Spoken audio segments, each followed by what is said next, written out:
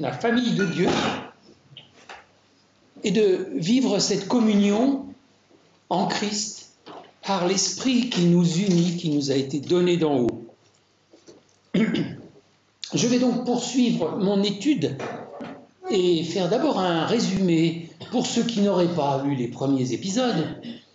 J'ai cherché, à partir d'une lecture qui m'avait interpellé comme jamais, alors que ce texte, c'est le texte sur la rencontre du Seigneur avec la Samaritaine dans Jean chapitre 4, je ne dis pas de bêtises, oui, c'était le fait que dans Jean, on trouve de manière surabondante, pour parler de Dieu, le terme « Père » ou « le Père » ou « mon Père », etc. Alors ça m'avait fait réfléchir, j'ai donc fait une recherche, prenant tous les passages où ce terme « Père » apparaît, et essayant ensuite d'en tirer des conclusions. Je suis arrivé à présenter cela en 3 parties, dont pour l'instant, nous n'avons fait que voir la première. Ces 3 parties, je voulais dire qu'au moins la première et la seconde, la troisième viendra après. La première, c'était que nous découvrons, quand on regarde tous ces passages qui parlent du Père, qu'il nous dévoile une relation unique entre Dieu le Fils et Dieu le Père. Et c'est là que nous sommes dans ce premier grand point. Alors, il y avait là-dedans une première idée qui était que cette utilisation du terme Père par le Fils démontre qu'il est le Fils de Dieu, c'est assez évident. La seconde était que nous avons là un moyen d'avoir un aperçu des relations mystérieuses et glorieuses qui existent entre le Père et le Fils. Et nous sommes arrivés au 3e volet, chaque fois que le Seigneur... Enfin, non, bien des fois où le Seigneur Jésus emploie le terme de Père, il parle de son obéissance parfaite, de la soumission du Fils, si vous voulez. Et là, donc, j'avais commencé un premier volet, c'était de voir avec vous son obéissance parfaite, aussi bien en termes de parole qu'en œuvre. Et maintenant, nous abordons, dans cette 3e partie de la première grande section, nous abordons le 2e point, qui est le zèle ardent, l'ardent désir du Fils de servir le Père. Alors, je répète, ma démarche, elle est très précise. Je ne regarde d'abord avec vous que les passages où est nommé, où Dieu est nommé Père, ou le Père, ou mon Père, d'accord ? Évidemment, parfois, j'introduis d'autres passages qui sont proches, qui sont correspondants, ou qui expliquent, mais la ligne directrice, c'est bien cela. Qu'est-ce que nous révèle l'emploi du mot « le Père » ? Bien. Alors, nous commençons pour ce qui est du zèle ardent du Fils par un épisode que vous connaissez bien, qui prend place au début du ministère du Seigneur Jésus, mais qui sera répété dans les autres évangiles à la fin du ministère du Seigneur Jésus. C'est ce qu'on appelle la purification du temple. Lisons donc dans Jean 2, les versets 16 et 17. Enfin, je commence au verset 15. Non, allez, 13, parce que nous avons tout le paragraphe. La Pâque des Juifs était proche et Jésus monta à Jérusalem. Il trouva dans le temple les vendeurs de bœufs, de brebis et de pigeons et les changeurs assis. Dans le temple, n'est-ce pas ? Dans la partie sacrée.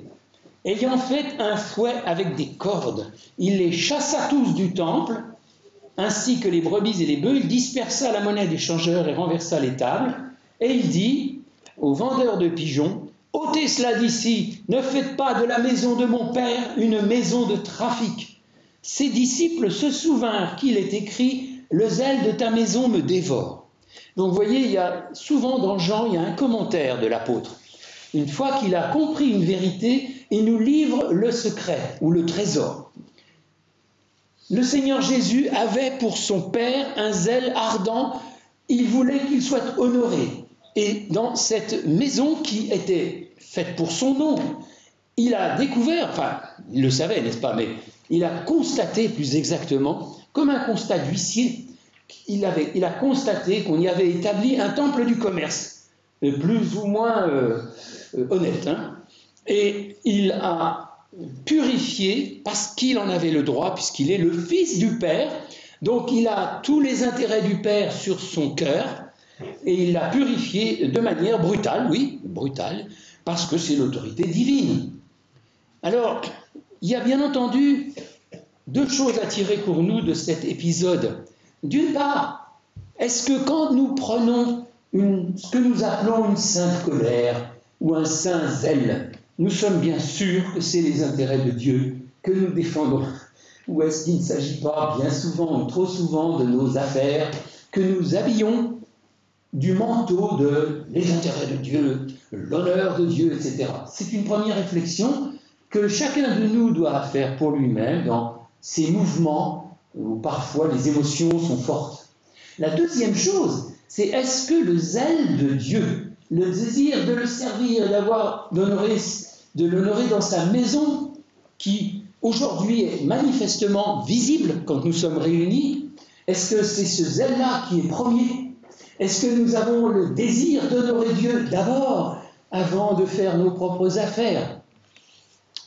Et puis, sur cet aspect, quant à cet aspect, nous sautons tout à la fin de l'Évangile. Enfin, à la fin, c'est-à-dire dans la deuxième grande moitié de l'Évangile de Jean. Parce que quand nous lisons Jean, il nous apparaît qu'il y a vraiment deux grandes étapes. Il y a jusqu'au chapitre 12, les œuvres du Seigneur en public, ses enseignements multiples, et bien entendu, nous avons déjà vu que dans cette période-là, il enseigne sur le Père, mais à partir du chapitre 13, les choses prennent une nouvelle forme. On entre vraiment dans l'intimité du Seigneur qui a réuni les siens dans la chambre haute, dans la nuit où il fut livré, cette nuit ultime. Et là, notre Seigneur partage les secrets de son cœur, il nous fait entrer dans son intimité de Fils unique, et nous entrons dans une nouvelle profondeur. C'est très net. Chapitre 13 à 17 inclus, et ce sont les discours qu'on appelle de la chambre haute. Donc, dans Jean 14, 31, et ce sera le seul passage qui, dans mon plan, parle avec celui que nous venons de voir, du zèle du Fils pour le Père. Jean 14, 31. On est presque à la fin des discours de la chambre haute. Enfin, pas pour ce qui est de la mise en page, si vous voulez, parce qu'il va y avoir encore 3 chapitres, 15, 16 et 17. Mais si vous regardez bien ce verset 31, vous voyez qu'on est presque à la fin. Mais afin que le monde sache que j'aime le Père et que j'agis selon l'ordre que le Père m'a donné, levez-vous, partons d'ici. Il ne semble pas qu'il se met en route tout de suite, mais pourtant si. Et alors les chapitres suivants, y compris la prière du chapitre 17, semblent se produire alors qu'il est peut-être en train de se lever pour aller à Gethsémanée. Voilà le zèle du Fils. Afin que le monde sache que j'aime le Père et que j'agis selon l'ordre que le Père m'a donné. Quel est cet ordre? Qu'il aille se faire arrêter, qu'il donne sa vie pour la rédemption du monde. Voilà le zèle du Fils. À un certain degré, ce zèle-là, on le trouve chez nos frères et sœurs persécutés qui tiennent bon et qui sont pour nous des exemples du zèle pour Dieu. Ils ne renient pas le Seigneur, même sous la menace de perdre la vie, ou en tout cas ils perdent beaucoup de choses, la liberté, etc. Voilà donc ce zèle du Fils pour le Père qui nous interpelle. Troisième idée de cette question de l'obéissance parfaite, et ce sera mon dernier point, le Fils est assuré qu'il va bientôt être élevé dans la gloire. Et ça, nous ne le trouvons qu'à partir du chapitre 13. Ce tournant majeur, je voudrais vous faire sentir ce tournant encore un peu mieux en considérant quelques mots du chapitre 12. qui ne sont pas directement, si un peu en rapport quand même avec notre sujet. Au chapitre 12, nous sommes donc une semaine, enfin dans la semaine de la Pâque, où le Seigneur Jésus est revenu à Jérusalem. Il a donc été oint du parfum au chapitre 12. Et puis des Grecs sont venus demander à le rencontrer. Et le Seigneur dit non, c'est plus le moment. C'est plus le moment. L'heure est venue, chapitre 12, verset 23, où le Fils de l'homme doit être glorifié. Vous voyez, il parle exprès du Fils de l'homme, de son abaissement dans l'humanité. Mais il doit être glorifié. Et c'est un homme glorieux. Vous verrez combien ça a d'importance, peut-être au cours des développements qui vont suivre. C'est un homme glorieux qui siège dans le ciel. Oh, c'est pas qu'on ne comprend pas. Ça nous dépasse de beaucoup. Comment le Christ, qui a un corps d'homme, comme vous et moi, sauf le péché, la maladie, etc., et un corps de résurrection, est-il dans le ciel? Oui, il y est. Et il est à la droite de Dieu, et il est glorifié. Alors, l'heure est venue, dit-il, où le Fils de l'homme doit être glorifié. En vérité, je vous le dis, si le grain de blé qui est tombé en terre ne meurt, il reste seul. Mais s'il meurt, il porte beaucoup de fruits. Voilà ce qu'il attend, il va mourir. Il va périr comme le grain de blé qui, vous le savez, se décompose dans la terre. Et puis il ajoute, celui qui aime sa vie la perdra, etc. Mais je vais surtout venir au verset 27. Maintenant mon âme est troublée. Et que dirais-je? Père, délivre-moi de cette heure. Mais c'est pour cela que je suis venu jusqu'à cette heure. Père, glorifie ton nom. Vous voyez combien c'est un tournant. Dans ces derniers jours, il ne va plus rien faire pour le public. Il se retire, peut-être que là on est la veille de la Pâque, je ne peux pas vous dire exactement, et il va se retirer avec les siens, leur exposer son cœur et son intimité, et puis aller à Gethsémanée pour la dernière étape.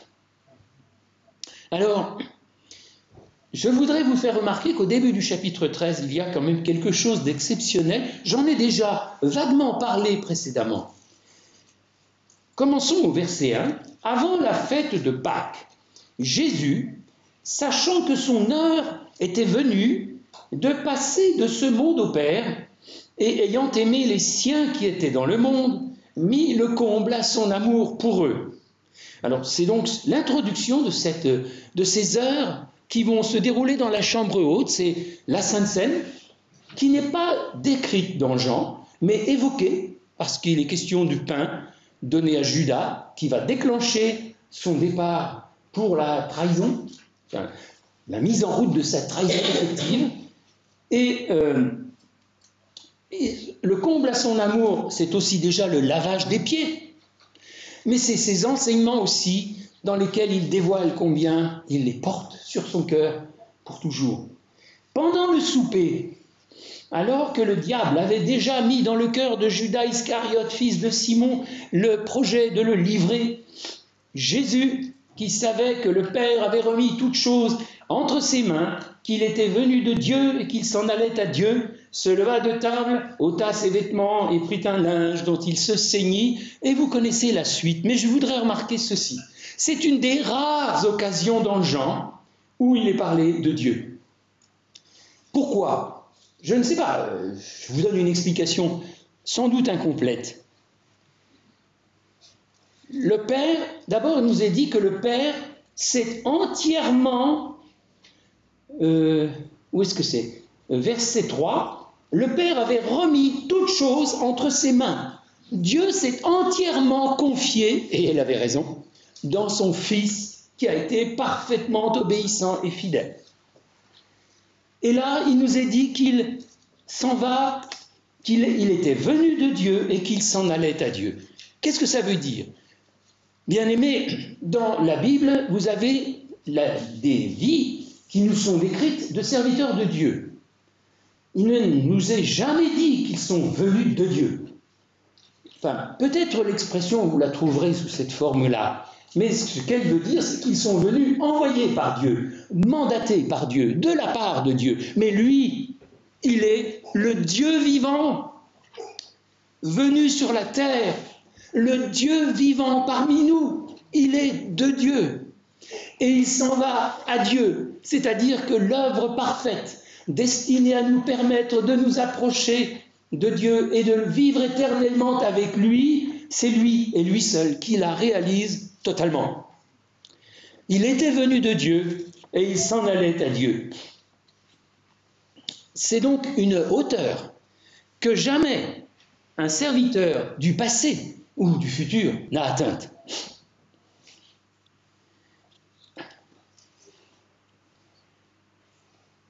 Plus loin. Ah oui, alors, attendez. Oui, chapitre 14, nous sommes donc dans la même section, verset 12. La certitude, n'est-ce pas, qu'il va être élevé dans la gloire. Voilà. En vérité, je vous le dis. Celui qui croit en moi fera aussi les œuvres que je fais, et il en fera de plus grandes parce que je vais au Père. Et tout ce que vous demanderez en mon nom, je le ferai, afin que le Père soit glorifié dans le Fils. Si vous demandez quelque chose en mon nom, je le ferai. Il y a des chrétiens qui ont osé dire qu'ils pouvaient faire des œuvres plus grandes que le Christ. Quelle prétention! Mais quelle folie de penser une chose pareille. Alors qu'est-ce que le Seigneur veut dire? Il veut dire que parce qu'il aura été élevé dans la gloire, ayant tout accompli de la volonté du Père, tout le plan divin pourra se réaliser. Nous pourrons participer, collaborer à des œuvres plus grandes, c'est-à-dire le salut de millions d'hommes et de femmes. Pensez sur les 2000 ans de l'histoire qui se sont écoulés depuis. Combien de millions d'hommes et de femmes ont été sauvés? Et puis plus loin, il y a le fait que par l'œuvre de Christ, par sa glorification, son couronnement et sa toute-puissance enfin manifestée, le projet divin de toute l'histoire de l'univers arrivera à sa réalisation. Il ne s'agit pas de mes prétentions à être quelqu'un, quelque chose, à faire des grands signes, à être admiré. Il s'agit d'être intégré dans le Fils pour faire une œuvre éternelle et achever tous les projets divins. Ce n'est que par lui. Et ce n'est qu'en son nom, c'est-à-dire soumis à son autorité et dépendant étroitement de lui, que cela se fera. Tout ce que vous demanderez en mon nom, je le ferai. Ne demandons pas n'importe quoi dans le nom du Seigneur. Sachons que ce que nous demandons est que c'est pour la gloire du Seigneur Jésus. Alors, voilà un point sur ces œuvres plus grandes, mais en même temps cette exaltation dont il est certain. Jean 14, 28. Vous avez entendu que je vous ai dit, je m'en vais et je reviens vers vous. Si vous m'aimiez, vous vous réjouiriez de ce que je vais au Père, car le Père est plus grand que moi. Voilà un passage un petit peu énigmatique. Si vous m'aimiez. En effet, l'amour des disciples est encore bien vacillant. Et nous savons d'ailleurs qu'aucun d'eux ne pourra lui montrer un amour fidèle. Tous vont l'abandonner, et même Pierre le reniera 3 fois. Donc, si vous m'aimiez, et je crois qu'aujourd'hui encore, le Seigneur peut nous poser la même question.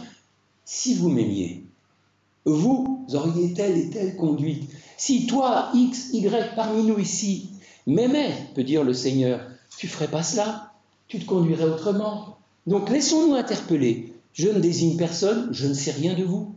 Que le Seigneur nous parle sur ce « si vous m'aimiez ». Mais en plus, si vous voulez, l'amour pour Christ. Et c'est un peu ce qu'on a entendu, différentes contributions ce matin dans le culte.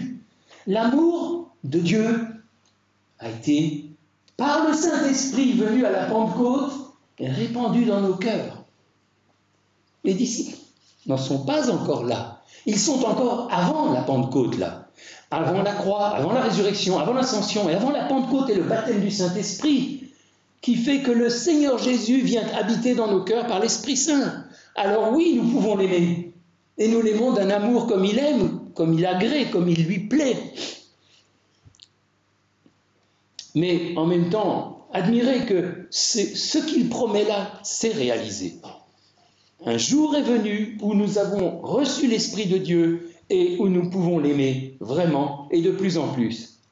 Nous y reviendrons sous un autre regard, un autre angle, plus tard. D'autre part, le fait qu'il va au Père témoigne de sa gloire souveraine, de sa gloire inégalable. Il a été abaissé au plus bas, dans la honte et l'humiliation et dans la mort. Il a goûté la mort, mais maintenant ressuscité d'entre les morts. Il est le Seigneur sur le trône. Et donc, quand il dit qu'il va au Père, alors nous nous réjouissons. Nous avons un Seigneur souverain qui règne sur nos circonstances et nos situations, sur nos épreuves, comme les a évoquées notre frère à l'instant. Et pensez à ceci, 1 Timothée 6,15.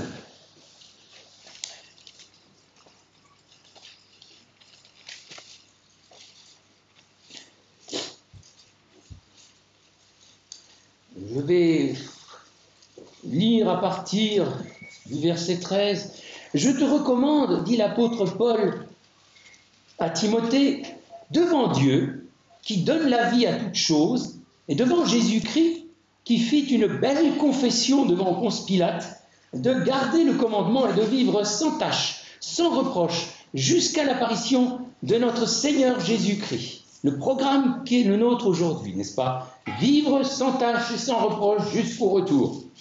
Que manifestera en son temps le retour de notre Seigneur, ou l'apparition de notre Seigneur Jésus-Christ? Que manifestera en son temps le bienheureux et seul souverain, le roi des rois et le Seigneur des seigneurs, qui seul possède l'immortalité, qui habite une lumière inaccessible, que nul homme n'a vu ni ne peut voir, et à qui appartiennent l'honneur et la puissance éternelle. Le Dieu bienheureux.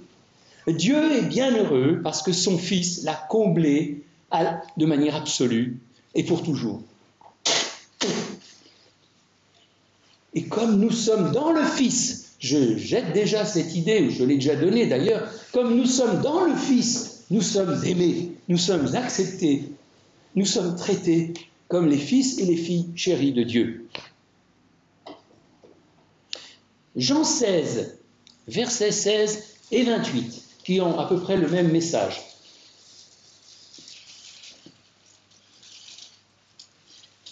Encore un peu de temps, verset 16, et vous ne me verrez plus. Et puis encore un peu de temps, et vous me verrez, parce que je vais au Père. Verset 28, je suis sorti du Père, quand il est venu, dans son incarnation, et je suis venu dans le monde. Vous voyez, je suis sorti du Père. Tout à l'heure, on a vu, je suis venu, qu'il était venu de Dieu. C'est la même idée ici. Je suis sorti du Père. C'est pas seulement l'idée du descendre du ciel, c'est que la Trinité est venue parmi nous, le Dieu Tout-Puissant, un en trois personnes, est venu dans le Christ Jésus. Visitation unique dans toute l'histoire de l'univers.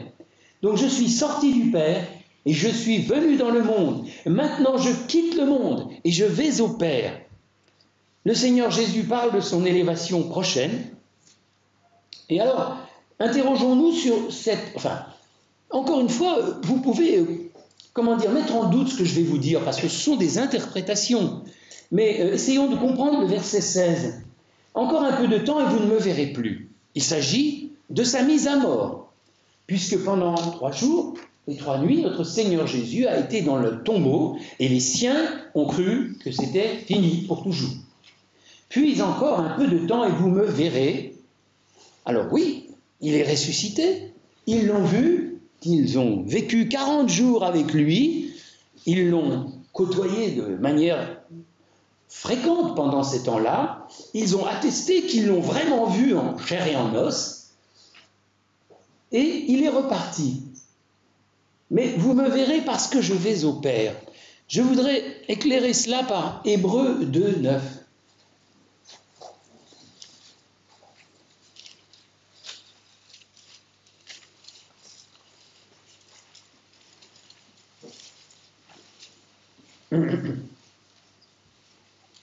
Et vous allez voir la correspondance étroite qu'il y a entre le texte d'Hébreux et celui de Jean ici, mais celui qui a été abaissé pour un peu de temps, donc le Seigneur Jésus, au-dessous des anges, Oui, dans la position d'homme, Jésus, nous le voyons.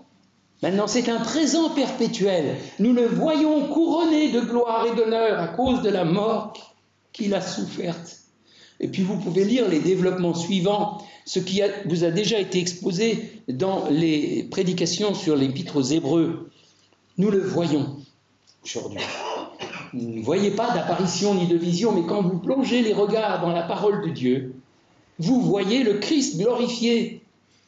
Et plus vous allez lire la parole de Dieu, la méditer et vous en saisir par la foi, plus vous allez admirer la gloire de Christ et sa suprématie, sa souveraineté sur toute chose. Et vous serez réconforté, encouragé, fortifié, comme notre frère l'a décrit tout à l'heure.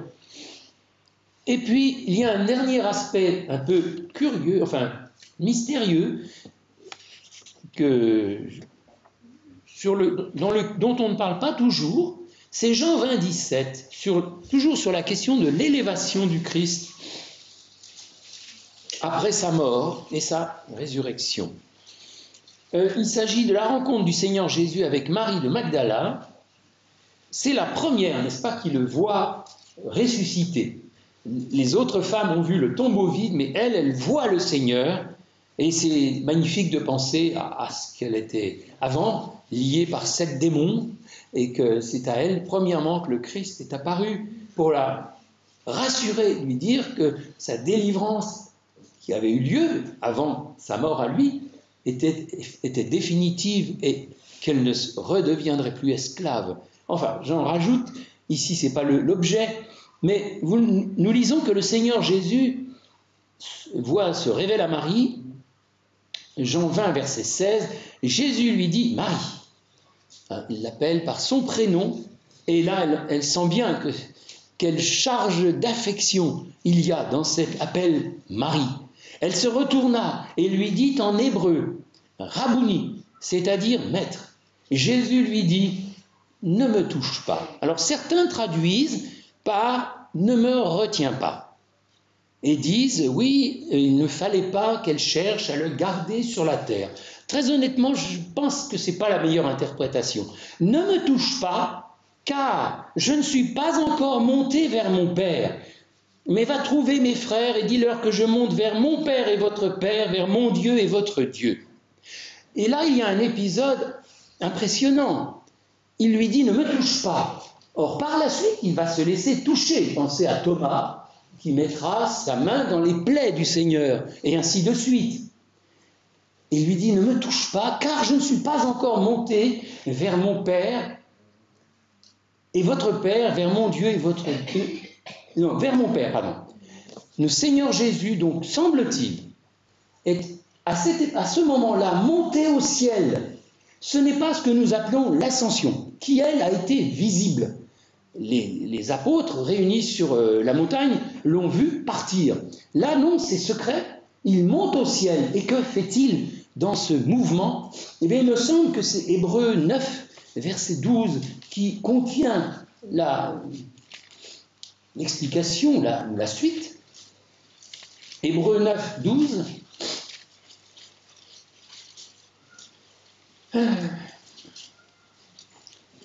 On va commencer au 11. Mais Christ est venu comme souverain sacrificateur des biens à venir. Il a traversé le tabernacle plus grand et plus parfait qui n'est pas construit de main d'homme, c'est-à-dire qui n'est pas de cette création, et il est entré une fois pour toutes dans le lieu très saint, non avec le sang des boucs et des veaux, mais avec son propre sang, ayant obtenu une rédemption éternelle.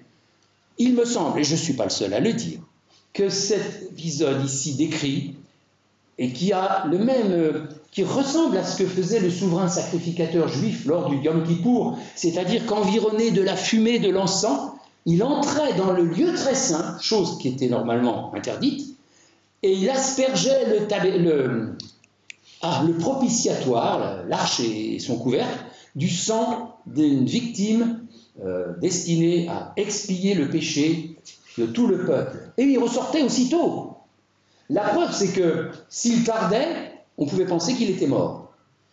Donc la visite aux cieux du Seigneur Jésus pour présenter son précieux sang, asperger dans les lieux célestes les choses que je ne saurais décrire, pour nous garantir que Dieu avait pardonné nos péchés et pardonne les péchés désormais, parce que l'expiation a été faite, c'est fait à ce moment-là.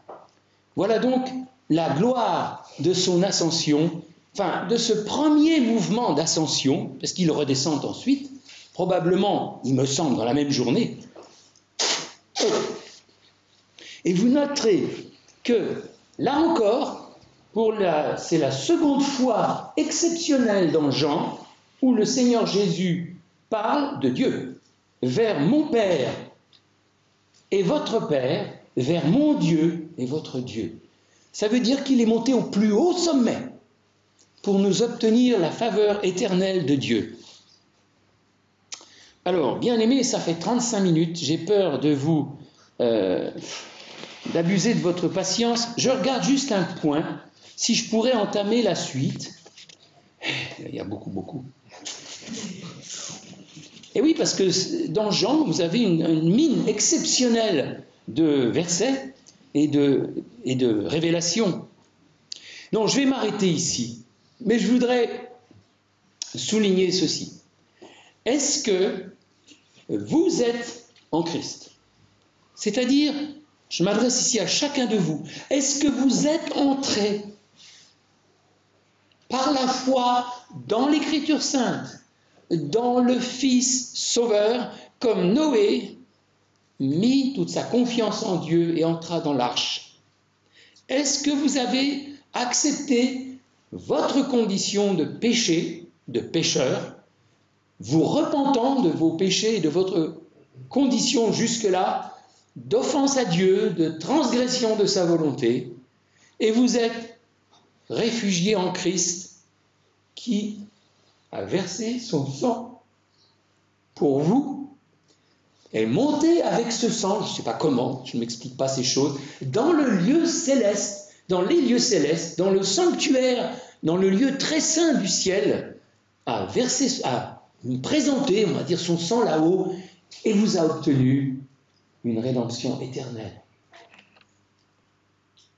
Le salut parfait, qui ne peut être remis en cause, ce que nous verrons dans les paragraphes suivants de mon exposé, ce salut éternel ne repose que sur l'œuvre de Christ. Sur son sang versé, qui a totalement satisfait Dieu, parce que c'est le sang de l'agneau, sans défaut et sans tache, prédestiné dès avant la fondation du monde. Si vous n'êtes pas en Christ, si vous n'êtes pas dans cette relation d'alliance par le sang de Christ, pourquoi attendre? Pourquoi différer d'entrer dans l'arche du salut qu'est la personne de notre Seigneur Jésus par laquelle nous sommes réconciliés et réunis avec Dieu? C'est ce que nous explorons dans la suite, que nous sommes unis au Père dans le Fils unique. Un mystère extraordinaire. Que le Seigneur donc fortifie notre foi dans la perfection de l'œuvre du Fils, dans tout ce qu'il a fait, et que personne de nous ne perde de temps à se tourner vers le Seigneur s'il n'est pas encore entré dans la rédemption qui est offerte aujourd'hui encore. Jour de grâce. Aujourd'hui, c'est le jour du salut.